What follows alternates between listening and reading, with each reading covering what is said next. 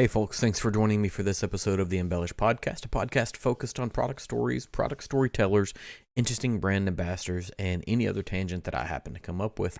Whether you're a bourbon fan, a geeky casual observer, or someone just floating through this channel, hope you find it interesting. If you got here by chance, please take a moment to hit the subscribe button. Hopefully I can be found on any podcasting platform that exists, and if you can't find me on a platform, send me an email at embellishpod@gmail.com and I'll try to get that taken care of. I also generally live stream the recording of these episodes on YouTube. You can find all of my links on Instagram at embellishpod or Twitter with the same handle. I have a website. It is www.embellishpod.com. It's also a place to pick up these links, episode details, and more. Today is Friday, December the 2nd, and I just finished a conversation with my friends over at the New Orleans Bourbon Festival. Great conversation with myself and Tracy. We were able to talk through what they've got going on and what they've got planned on for March. So, enjoy the listen or the watch, and we'll have a little bit of details and maybe a way for you to save some money if you were thinking about attending the event yourself. Just as the kind of the beginning of this, we're going to talk about the New Orleans Bourbon Festival, and you're Tracy, and I'm not going to try to pronounce your last name because I'm from Western Kentucky and I'm going to screw it up. So kind of give me the quick, 45-second to a minute long, what's going on with the New Orleans Bourbon Festival, and then we'll get into some questions. All right, not a problem. Let's start with my name. It's Tracy Napolitano. So good old Italian name. Come from a large family here in New Orleans. Just a quick, rundown. I mean, a lot of people that have come understand how we started this. My wife and I had a couple of friends over for dinner. We're chatting it up, talking about, I hated my job at the time that I was in. My wife's like, well, we'll do something with this. And I have a pretty substantial collection. My wife's a CFO, an accountant, CPA. And, initially when your CPA wife says, do something with this, and you don't like your job, I'm thinking, I'm not selling this. I'm not selling my bourbon. Yeah. She's like, no, I don't mean that. Do something, make a job. I said, well, I have this idea for a festival about whiskey in New Orleans. And I explained it to everyone. And it came off of an idea I got when I was in Atlanta at the Wine and Food Festival there, where they had this like tent that had all the comfort foods. Well, it was anchored on one side by Four Roses, the other side by Bullet. And it just seemed like if we could replicate that idea in New Orleans with New Orleans food and bourbon, why not? So that's how we started. I mean, we started in 2016. Our first festival was 6 months later in 2017. I called Mike Veach up and said, hey, Mike, is this a good idea? He didn't know who the hell I was. But he did say, not a better place to have a bourbon festival outside of Kentucky than New Orleans. Because of its rich history to bourbon. Yes. So we pushed forward. Brent Elliott, told me the same thing. The cool thing is when I met Brent in Atlanta at that thing, he actually gave me his cell phone number, which I was surprised. At first I couldn't talk to him because I was sober. And my rock stars are bourbon people, not celebrity rock, rock and rollers or movie stars. Brent Elliott is a rock star to me.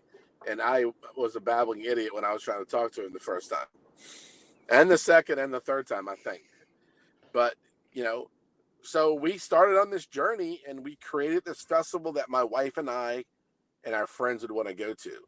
Mm-hmm. And one of the biggest compliments I think we got was a writer came to the festival. She wrote an article about the festival and she gave us a grade of C and said, I go to a lot of these things, and this was just like all the other whiskey festivals. Mm-hmm. And I took that as a compliment because my wife and I had never been to a whiskey festival at that point. And if I did it like everyone else, then I did it right.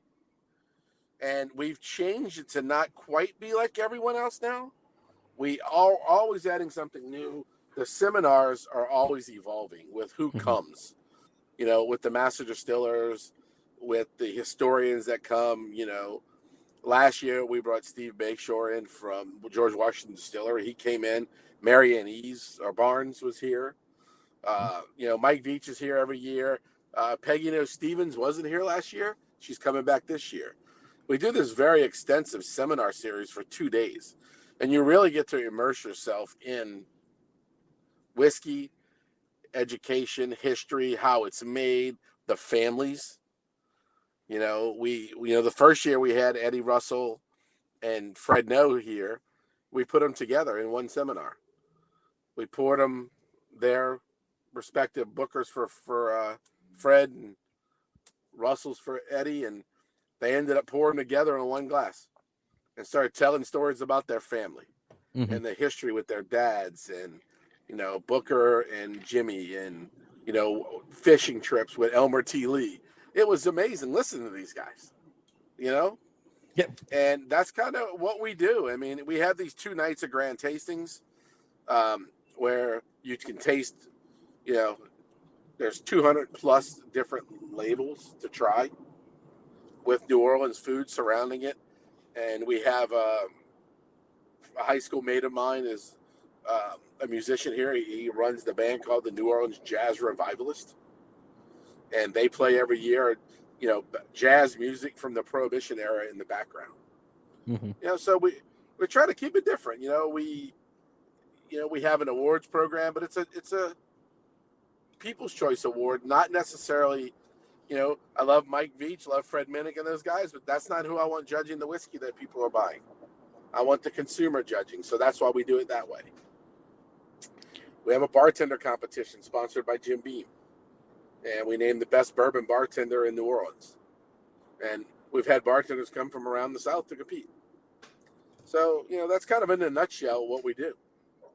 Yeah, and I think you said you're happy to get the kind of C grade on saying that you're like every other whiskey event, and I've been to a handful myself, and one of the things you kind of said in there, you're talking about you have these immersive sort of seminars that exist, and that feels like a thing to me that is incredibly different. Where a lot of whiskey events are really a swap game. You show up, you walk up to a tent. You get a glass full of whiskey. You may get to pass a few words with the person who's pouring it, and you move on to the next one. You spend a lot of time maybe talking to other attendees. You might catch a master distiller out walking around. They're sort of different, but you don't have an opportunity to kind of sit down and immerse yourself in maybe the history of it or the story of it or whatever. And so that feels like a place to me that's sort of unique to what you guys are doing with your particular event. And you're exactly right. There's probably not a better place aside from Kentucky to have a bourbon event than New Orleans. It's food, it's music, it's culture, it's all the things that sort of kind of work together, I think, to make whiskey sort of interesting. And it feels like you're living sort of the dream of a person who starts out a collector and now has created sort of a passionate career around something that was just a fun hobby, but you found a way to do it to keep it a hobby. And that's right. And yeah, that's what makes it fun every year. I'm not, the saying, find the job that you love, you don't work a day in your life. absolutely. That's how I feel with this. I'm doing something I really love. Do I get frustrated and want to quit sometimes? I sure do.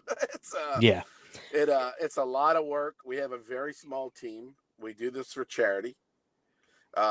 We don't. No one makes a bunch of money on this because like I said, it's a charity event. But I do it for the love of bourbon and rye whiskey and the people that we've met. I mean, I've made some great friends. Some of my best friends are now in the whiskey business. It's over shared glasses of whiskey that we become friends more and more. But I want to make sure we're clear on the C grade, though. That was the first year. Oh yeah, no. That's a really good point.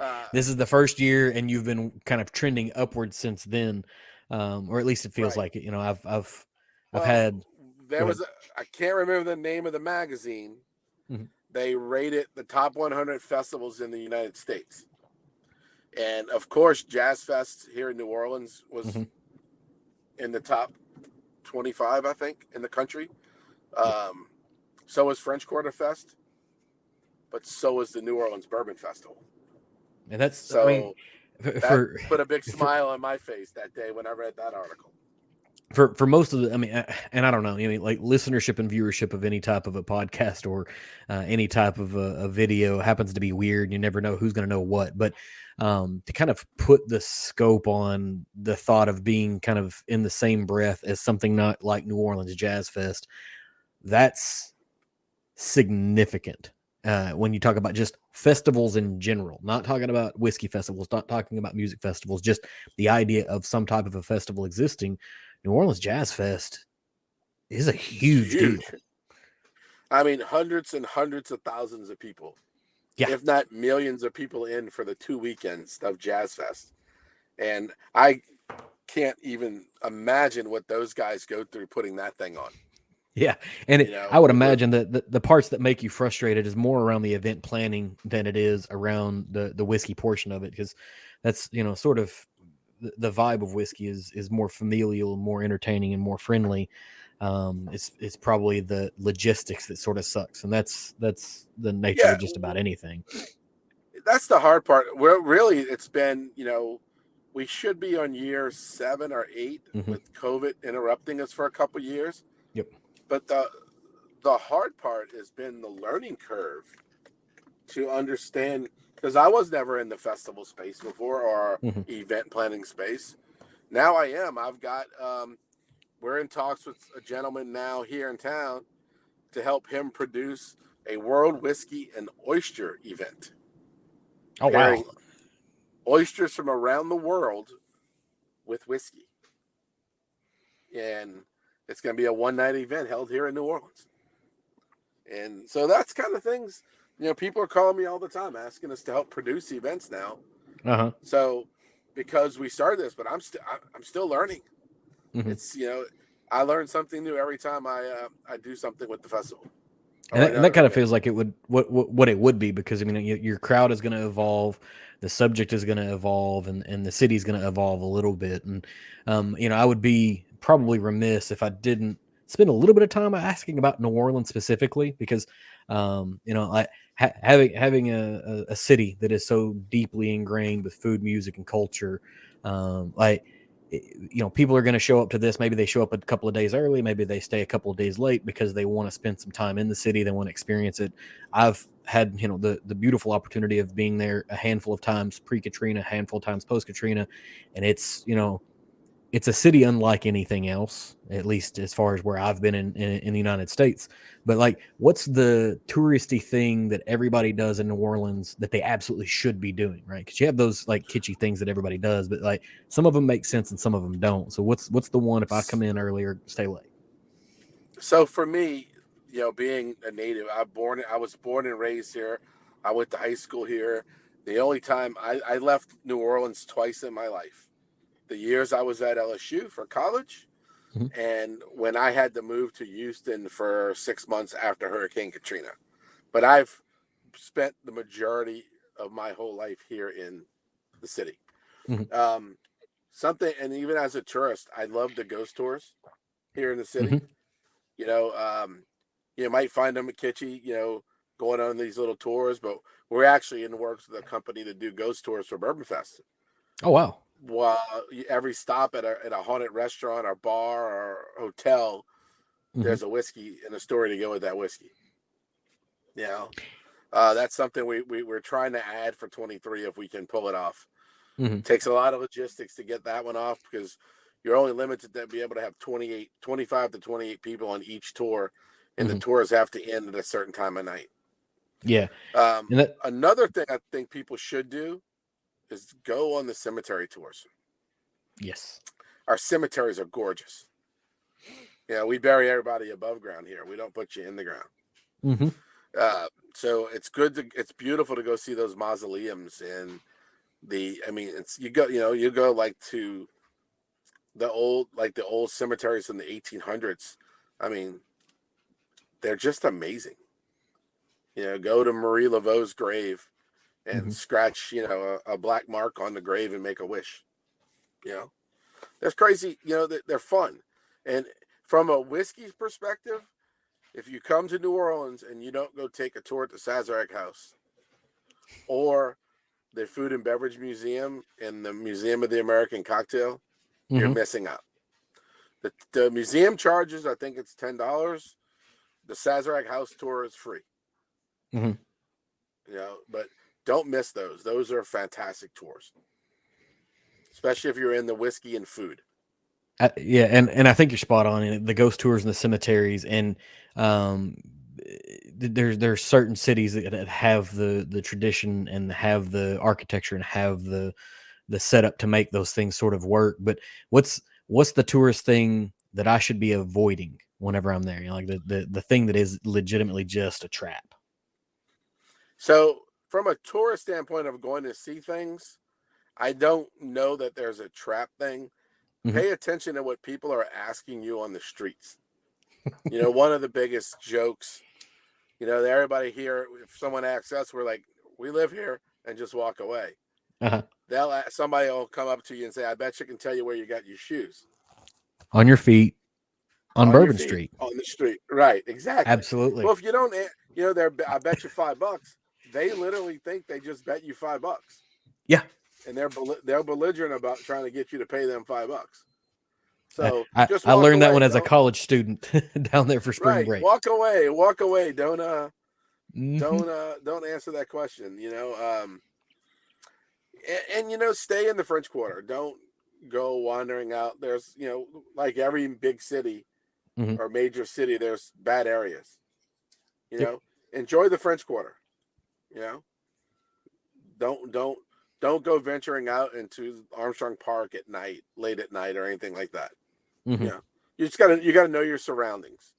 Yeah, just So, it's and if more of you a like just having some degree of awareness of what's happening awareness, around you, right? kind of helps Yeah, out with those things. And that's any city. That's New Orleans. That's Savannah. That's New York City. That's Atlanta. That's Los Angeles. That's everywhere is the same way that has any number of folks around. But where should I go eat? Like where should I be eating? wow, that's always everybody. That's a hard question for New Orleans. Um, one of my wife and I's favorite restaurants right now is a restaurant called St. John's on Decatur Street. And all full disclosure, we're friends with the chef. He Hmm. owns another restaurant called Gree in the Lower Garden District. Both fantastic restaurants. But also Couchon, Donald Link's restaurant Couchon. Cannot miss there with the food. Hmm. Another great one is Briquette in the Warehouse District on St. Peter, South Peters. It's called Briquette. Hmm. Open concept, big room. It's a loud restaurant, but you can see the kitchen. You can see everybody cooking and busy. The owners, Anna and AJ, are always in the restaurant. AJ will come to the table. He likes to take pictures and Instagram with you and things like that. He Hmm. makes it fun. He'll even take you in the kitchen and watch your food get cooked. They have a pretty nice wine list there. Um, there's the Emerald Lagasse restaurants here, but I would tell you if you're going to go to one of Emerald's restaurants, you want to go to one called Merrill, Hmm. named after his daughter. And it's the food there is fantastic. But the old school restaurants too, don't miss out on those, like Antoine's. Hmm. Antoine's is fantastic. You want to eat real oysters, Rockefeller? Go where they were invented. And I know the owner and his wife, they will not share the oysters Rockefeller recipe. And everywhere you've eaten it outside of New Orleans, outside of Antoine's, it's not real oysters Rockefeller. It Right. drives me crazy when I see these cooking shows and they're making oysters Rockefeller and they put spinach in it. One thing I can tell you, there is zero spinach in oysters Rockefeller. No Hmm. spinach. And God forbid when you see someone put American cheese on it. It just makes the hair in the back of my neck stand up. And I'm bald. That's the only hair I got is on the back of my neck. Hmm. I understand. And yeah, it's we're very protective of our New Orleans food. And hey, the cool thing at Bourbon Fest, you're going to be eating New Orleans food. Hmm. We have the chefs from around here participate. Like Couchon, we do a dinner every year at Couchon. We do a dinner every year at Briquette. We bring in, like last year, the Briquette dinner was wild turkey with Joanne Street. Or this year, Wow. I should say. Hmm. Um, uh, Brett Elliott was at Couchon. So we got a surprise coming. We're not quite ready to announce it, but there Hmm. is. See if I can couch it where you may understand who it is. How about the bourbon industry's favorite tour guide? may be coming to Oh, Bourbon okay. Yeah, I got Fest. you. I got you. I got you now. Yeah, yeah. No, no. It took Yeah, me. I I had to can't pause for fully. a second and think about what you're saying. I got you. Yeah, Yeah, that's I, that'll be I fun. can't fully say it, Yep. but Yep. the indications are that he's coming. That's Um, that'll be fun. yeah, yeah, it's gonna be fun. We're in the works that the ghost tours could be one of the new things that we're adding. Hmm. We're always trying to improve and add more into the VIP hour because the first hour of the grand tastings are for VIPs, and everybody brings special pours for that. Hmm. You know, we've poured Four Roses Limited, Birthday Bourbon. We've had Pappy. We have some distilleries will bring something that's about to release that no one's had before, but only available during the first hour of Friday and Saturday night's pours. Yep. So So that's a that's a fantastic transition right there. Is what are the ticket options? Because you mentioned there's a VIP hour where we get this. You get this access to these other things. What what are the options? What are the days? Like we haven't even talked about timelines or buying tickets. We're 20 minutes in. I've done a terrible job of leading you into the ability to sell more no, things. no, So no. It's okay. It's okay. Most of them get with that at the end. yep. Um, so the festival's March 22nd through the 25th. It's a Hmm. 4-day event. The first night, the 22nd, is the Bartender Brawl, sponsored by Jim Beam. That is actually a free event, and that event has grown and grown. Um, Not just with the bartenders coming from around different states, the people attending it. And I got to tell you, it's getting to be a blast. Hmm. Mark and Sherry Carter showed up for it last year, just hanging out. You know, uh, so Thursday night are all of our dinners. So we'll have 5 to 6, sometimes 8 dinners around the city, limited seating. And you're eating dinner with a master distiller in Hmm. 98% of the cases. Sometimes it could be the brand ambassador. Hmm. We've hosted several Bernie Lubbers dinners. Oh, nice. Bernie's Bernie comes every year. Like I said, Joanne Street hosted the Wild Turkey dinner, which was sold out last year and was amazing. Hmm. My wife and I we hire a car service to take us to every dinner where we go in and thank everyone for coming. Hmm. Shake some hands, have a drink, have a toast with everyone. So we make the rounds. We don't get to stop and eat anything. We're just yeah. Well, we'll eat chips before we go to bed when we get back to the hotel. Um, but yeah, and then Friday morning, if you're able to wake up early enough, we have the start of the seminar series. Hmm. So that generally starts at 10 a.m. and it goes till about 5:30, depending on how long the Q&A sessions are. Each Hmm. of these seminars are about an hour long. Um, the speaker will spend about 45 minutes talking, and then you have Q&A to ask questions about what you want. Um, and you're generally sitting in a room with a historian, master distiller, a blender.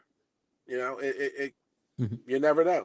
We had a women's panel last year, which was Lisa Wicker, Victoria Butler from Uncle Nearest. It was um, Maggie Kimbrell was the host of the show, the thing. Hmm. Mary Ann was in the seminar, and Joanne Street, Hmm. and then each of them had their own sessions. So we had Greg Metz here from Old Elk and MGP fame. Hmm. So you never know who you're going to meet, and we get a lot of flack because we don't put the schedule out till mid to end of January. And I just want people to understand it's not that we don't want to put it out. We're still solidifying the schedules of some of these distillers, Yeah. because they're very busy. Yeah. Are you You're still coming in working the calendar Friday? completely at that point. Right. You come, our paid speakers and things that the historians and the authors and things we bring in, we know when they're coming already. Hmm. It's getting a full schedule out because if I put out the early schedule with who is coming that we know already and what day, we generally know which distillers are coming, but we don't know if they're going to speak on Friday or Saturday. If I put Right. a schedule out and then things change, it throws everybody's schedules off. So we tend to wait till later. I will say I'm trying to get it out as early as possible this year Mm-hmm. because and people who know me, who hear this podcast will know, I try to do too much. So I handled sponsorship, I handled speakers, I handled the distilleries, I handled the local reps getting the product here. I have now delegated these things to people. I'm still in the background helping, but they've taken the lead, and I've given, my speakers, all the speakers I've turned over to a couple on our board, a husband and wife team on our board of directors. They Mm-hmm. are amazing. They've already got contracts back. I would not even have contracts back from speakers till January. Right. And now they're all coming back. So, and people are already saying, like Chad and Sarah, what can we choose for the liquor for the It's Bourbon Night session? Mm-hmm. And so their session's awesome. If you're familiar with It's Bourbon Night, Chad and Sarah are great. Yeah, I actually put some stuff in the mail for them today. Well, They were looking for. they'll do a couple of seminar sessions. Yep. Jack, the Hood Sommelier. Are you familiar with Jack? Yeah, I've spent some time in Jack's basement in Omaha. Okay. Last time I saw him was actually at his Afrofusion event at Heaven Hill, and Bernie was there, and it was a fantastic thing. But yeah, Jack, I know who Chad and Sarah are, and I've had dinner with Chad. Jack and I have hung out on several occasions, so yeah, Jack's I a would consider him a friend. great dude. Yeah. I hope he considers me a friend. I consider him one. He's been to my home. He is a great dude. Andrea Absolutely. Merriweather. Andrea's coming back to do some stuff here in New Orleans. She's got an exhibit right now on African American distillers at the museum, Southern Food and Beverage Museum. I hear she's going to be launching another one when this one ends. This display will end before Bourbon Fest, and the new one will start when Bourbon Fest starts. Mm-hmm. So we've got that. Rumor is we got maybe a chef or two coming in from Kentucky. Can't throw their names out, but we're working on it. Yeah. Jason Bronner will speak from Budget Roost in Bourbon's Bistro. But that's the Friday and Saturday daytime. Mm-hmm. Friday and Saturday at nights when it gets a lot of fun too.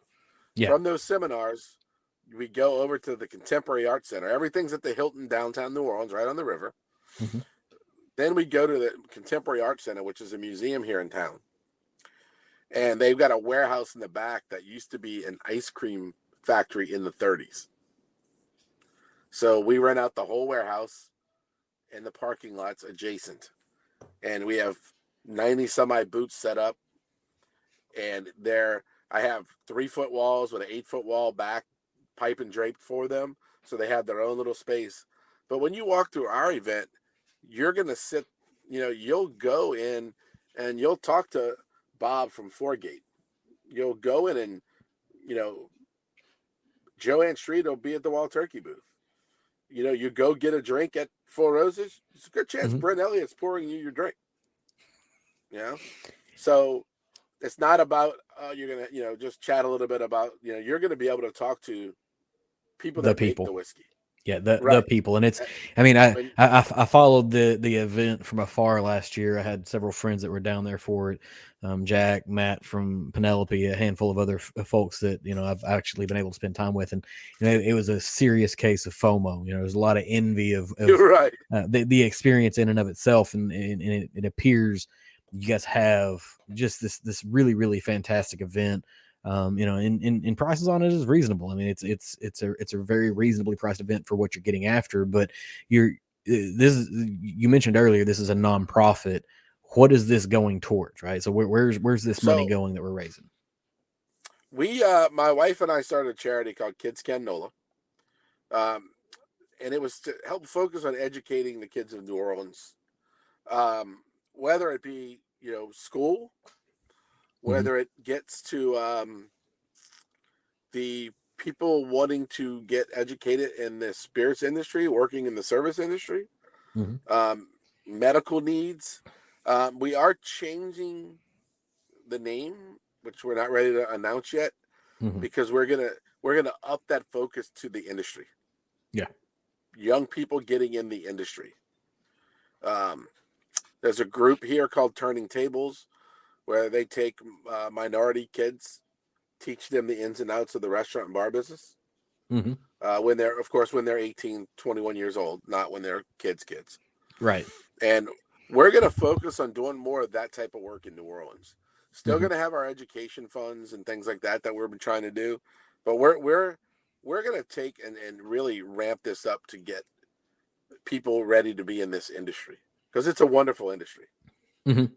Yeah, and You know, it's and it's got a it's got a sense of community that only makes sense in the same idea of, whiskey. Whiskey is this idea of community. It's a spirit that's meant to be shared, and at right, least from my experience with the industry, the people who work within it have that same sort of vibe. There's not, I mean, there's friendly and legitimate competition between brands trying to get market share, but when they're out at events, they're not, slamming on each other. They're friends. They're sharing drinks with each other. They're having conversations. I mean, they obviously want to win their share of the market, but they're also of not trying to course. put anybody down to get there.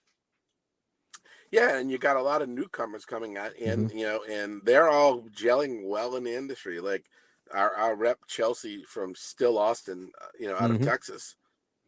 She's fantastic. She couldn't be nicer. I mean, and all the reps we have here in town are that way. Yeah. They while they're competitive with each other when they're in the grocery store aisles or the liquor store aisles, Mm-hmm. they're friendly when they see each other outside, when they see each other at the fest. Yep. It's the great thing about this industry, and we need to make sure we get people prepped, especially in New Orleans, for being working in the bar industry, working in the restaurant business, working for distributors or brands here in town. Mm-hmm. Yeah. So it's kind of been a focus of ours. Yeah. And so is there a cap on attendance here, or you just guys have as many tickets as you can sell? So the cap on the attendance is based on the size of the building. Mm-hmm. So we're at about 2,000, 2,500 per night with Mm-hmm. the inside and outside. So because it's 2 nights, depending on what ticket you get, like if you get a VIP ticket, you Mm-hmm. get to come to both nights, all seminars. We For the first time, we it was a ticket situation where you bought what we called the connoisseur ticket, Mm-hmm. and you got your seminars in that ticket for Friday and Saturday, but you designated I want to go Friday or I want to go Saturday to the grand tasting. You didn't get to go both nights Mm-hmm. without buying the VIP ticket. But what we've done now is we've built the ticket program as like an a la carte program. Mm-hmm. So you can buy Friday seminar or Saturday seminar. You can buy both days of seminars. You want to buy a Saturday night tasting ticket, but only want to go to Friday seminars, you can break it down that way too. So we've kind of given you a lot more options now to build your own Mm-hmm. experience. Yeah, To me, and the VIP ticket is still the way the to deal. go.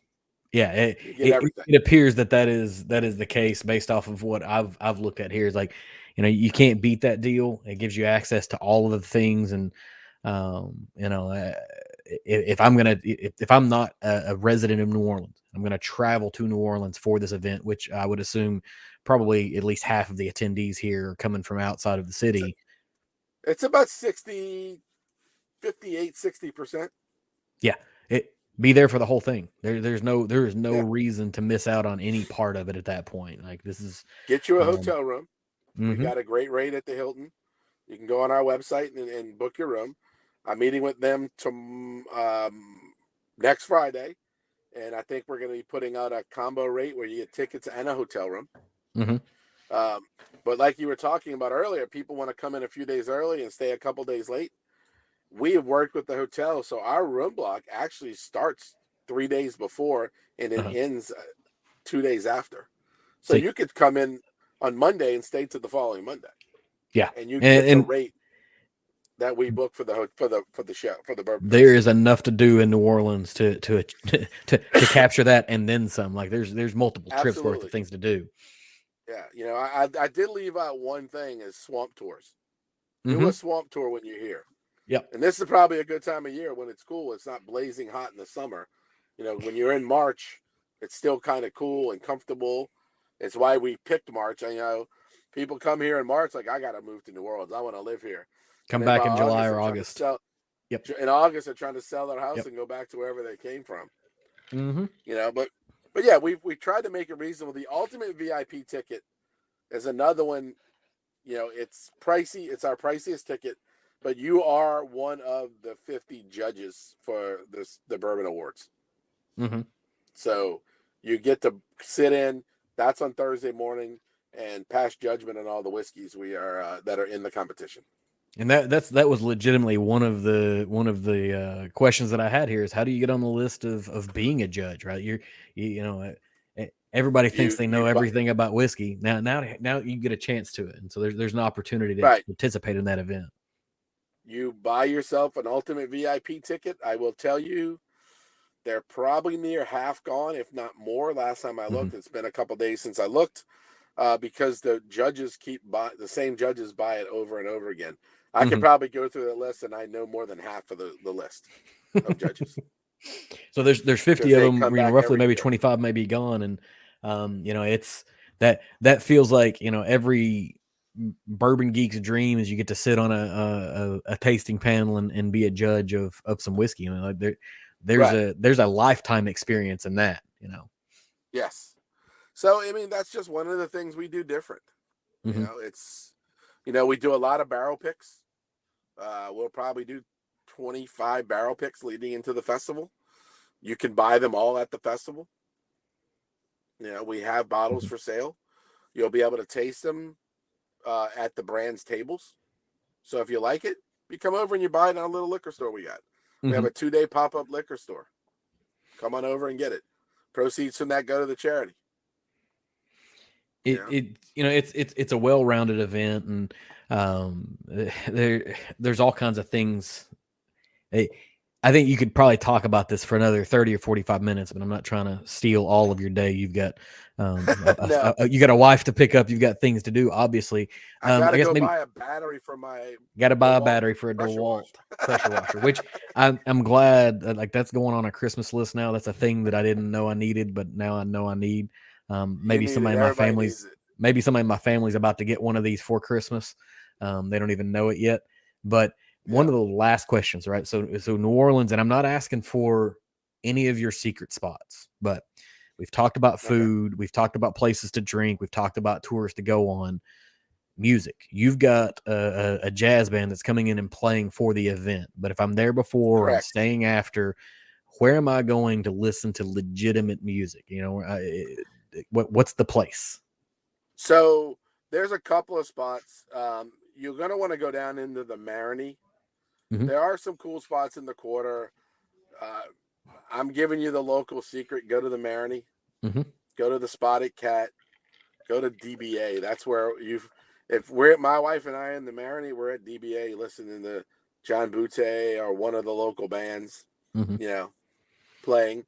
John Butte is a Grammy Award winning artist. He showed up first year of Bourbon Fest and played with the Mm-hmm. band. Came in and sang for about 4 or 5 songs. You just don't know what you're going to see when you're here. Trombone Shorty might be in town. I don't know if you're familiar with Trombone Shorty. Mm-hmm. The Big Sam's Funky Nation. He's playing all over the place. But yeah, I would say DBA is the place to go. Got a great whiskey selection there. Got a beer there if you like beer. Mm-hmm. And Spotted Cat, they've got got a great lineup generally, and it's place gets pretty crowded, but and like if you're gonna go drinking whiskey, go to Barrel Proof on Mm-hmm. Magazine Street. Go hit up the Rusty Nail down in the Warehouse District, and you want to go hit up on St. Charles Avenue. You want to go hit the Avenue Pub. Upstairs, tremendous whiskey list. Downstairs, it's all beer and Oh food. wow. Yeah. There's a lot of gems here, man. Like, there's a lot of gems that you're handing out here. Yes, but I also want to give you guys, your listeners, I don't know when this is going to air because I know you said we weren't live. If you go to our website and click on the ticket link and you type in this code, BLKFRI23. So it's abbreviated Black Friday 23. We carry this code from our Black Friday sale, which was tremendous. This code is the holiday sale through December 15th. Mm-hmm. And it will get you discounts on every ticket in the bunch. Build your own, you get a discount. Buy a VIP, you get a discount. Buy an Ultimate VIP, you get a discount. So we've set this up and we continued it through the 15th for people to buy as Christmas gifts, stocking stuffers. Mm-hmm. Or if you just don't know what to get the guy who loves bourbon, you've bought him all the bourbon you can think of to buy him. or you didn't get a allocated bottle for him or her. Right. Buy them a ticket to the Bourbon Fest. They will love hanging out here in the city. Yes, I will absolutely agree with that. And I've taken about 40 minutes of your time. I really, really, really appreciate it. Not a problem. Super conversation. There's a lot going on here. The website is neworleansbourbonfestival.com. You can find it anywhere. I'll put it in show notes and do all the, Instagram-y, social media-y things that I'm supposed to do to make sure people can click on it and go to that and get the tickets. Like I said, I appreciate you coming out and hanging out, Tracy. A lot of information here for the Bourbon Festival, for the city of New Orleans. This episode will be valuable after the festival or for anybody who's just going to New Orleans because there's a bunch of stuff in here. So really appreciate your time. No, not a problem. I appreciate you having me on. And for people that want to ask questions, there's info@neworleansbourbonfestival.com. Mm-hmm. But look me up. I'm Nola Bourbon on Instagram and Facebook. And it's NO Bourbon Fest on Instagram and Facebook. You can hit me up on there. I may take a few days, but I will respond to your questions about the festival. Yeah. And I can echo that. I just kind of took a blind shot out on an info email, and within a couple of days I had a response back. And it's unheard of in a lot of other industries, and maybe in bourbon and whiskey it's a little bit different because people, I don't know, just feel a little more friendly.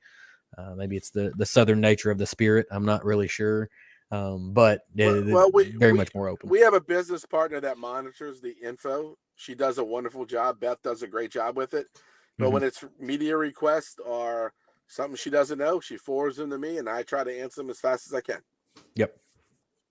Yeah. But hit me up on my personal pages. I'm not ashamed to answer any questions you want to ask me. I try to be as helpful as I can.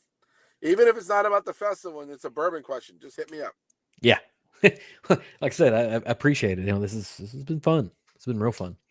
Yeah, hey, I've great meeting you. Hopefully, I get to meet you in New Orleans in March.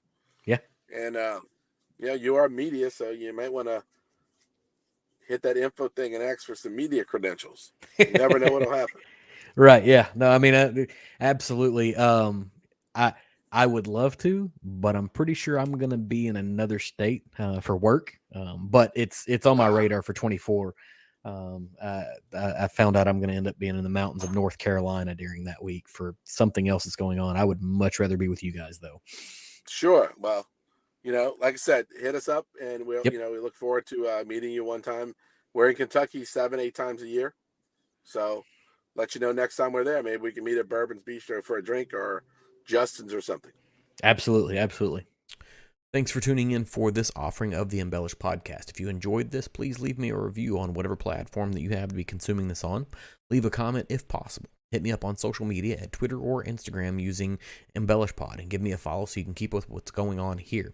I can be found on at www.embellishpod.com with all of my links, accounts, contact details, and more. I'll be back again next week with another new offering for you. So until then, cheers and thanks for hanging out.